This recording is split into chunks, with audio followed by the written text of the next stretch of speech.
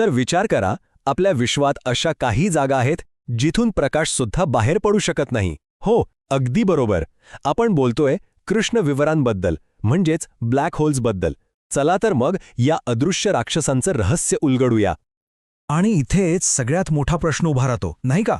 म्हणजे जी गोष्ट प्रकाशच गिळून टाकते तिला आपण पाहणार तरी कसं? मग शास्त्रज्ञांना त्यांच्या अस्तित्वाबद्दल कळतं तरी कसं? ते ह्या अदृश्य राक्षसांचा माग कसा काढतात? चला, हेच तर आपल्याला शोधायचंय. बरं, कुठल्याही रहस्याचा उलगडा करण्याआधी आपल्याला त्यामागच्या मुख्य पात्राला किंवा या केसमध्ये गुन्हेगाराला ओळखून घ्यावं लागेल. तर हे कृष्णविवर हा अदृश्य राक्षस म्हणजे नेमकं काय प्रकरण आहे? तर सगळ्यात आधी हे समजून घेऊया की कृष्णविवर म्हणजे अवकाशातलं एखादं भोग किंवा खड्डा नाहीये. ही एक अशी जागा आहे जिथे प्रचंड वस्तुमान म्हणजे प्रचंड मास एका अगदी छोट्याशा जागेत पॅक केलेलं असतं.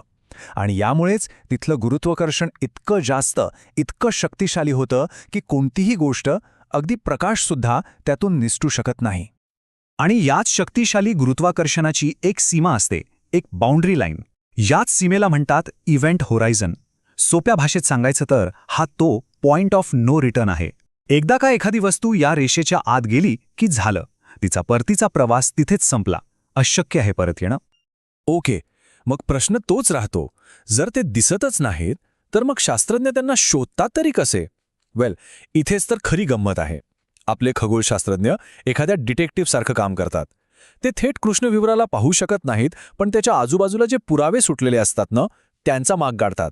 बघूया तरी हे पुरावे नेमके आहेत तरी कोणते? शास्त्रज्ञांकडे मुख्यतः 3 प्रकारचे पुरावे आहेत. पहिला, कृष्णविवराच्या भोवती प्रचंड वेगाने फिरणाऱ्या वायू आणि धुळीची एक तेजस्वी तबकडी तयार होते. याला म्हणतात ॲक्रिशन डिस्क.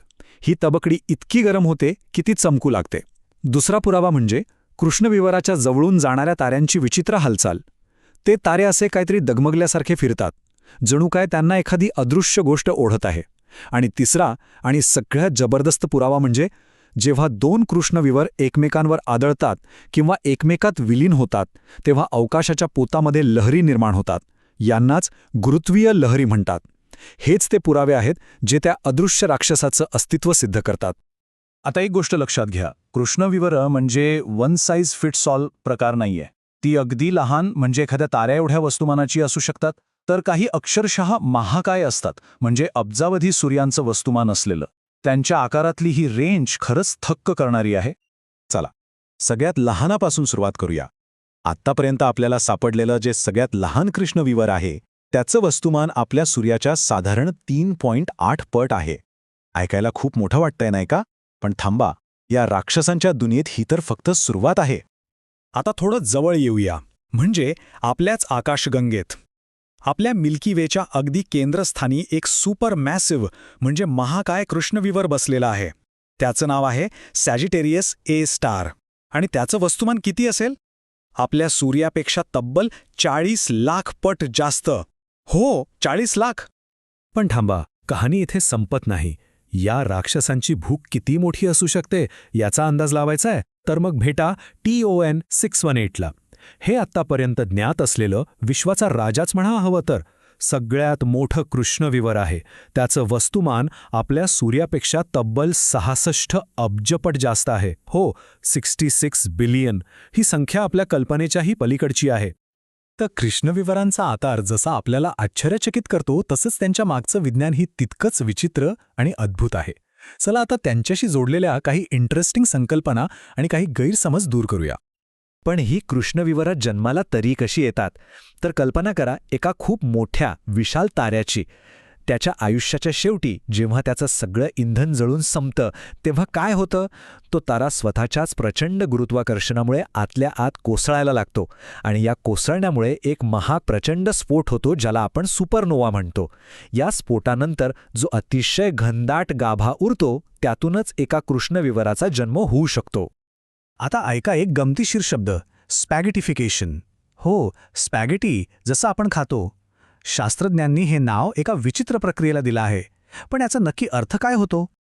याचा अर्थ असा आहे की समजा एखादी वस्तू कृष्णविवराच्या खूपच जवळ गेली तर काय होईल?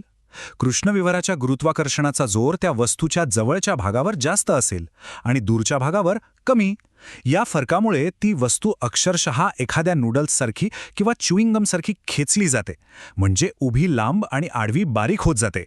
ही एक विचित्र पण खरीखुरी वैज्ञानिक प्रक्रिया आहे.